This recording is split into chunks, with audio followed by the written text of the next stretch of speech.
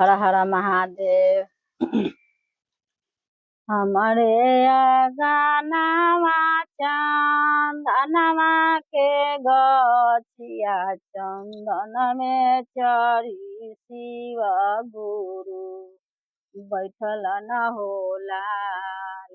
चंदन में चढ़ी शिव गुरु बैठल न होला। छुए के मनवा करहन रनिया होला। छुए के मनवा करहै रनिया होला। एतना बचनिया जब सुनल न महादेव की पूछे लगल न दिलावा के बतिए होला। पूछे लगल न दिलावा के बतिए होला। ये तू पहले शिशिया धनवा से पूनवा अरे किए ले लही गुरु के गे अनवे होला। किए कैले गुरु के भजनिए होला। नहीं हम कलियै गुरुजी दानमा से पूनवा से नहीं ले लियै गुरु के गे अनवे होला। कि नाही कैली गुरु के भजनिए होला।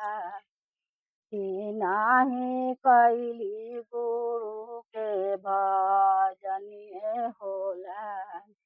गरीब घर के बेटी हालिगा गरीब के पुतोहिया गरीबे घर में जोड़ियाल गैला होला। गरीबे घरवा जोड़ियाल गैला होला। छुए के मनवा करहै चरनिया होला। एतना बचनिया जब सुनल न महादेव की भेज देलन सोने के ही गोलवा होला।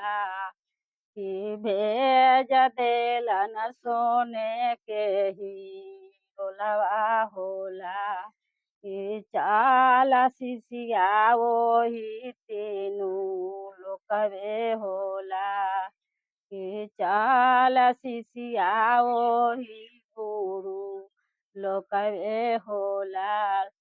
हम कैसे चलियै गुरुजी ओही तीनू लोकवा की पति मोरया चरवा धैले बैठल होला।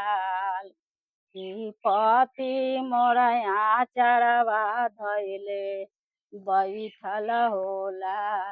हम कैसे चलियै गुरुजी ओही तीनू लोकवा पतोहिया मोरया चरवा धैले बैठल होला।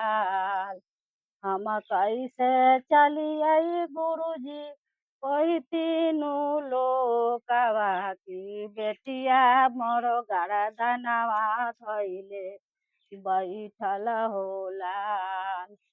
कि चाल शिशिया वही तीनू लोकवे होला।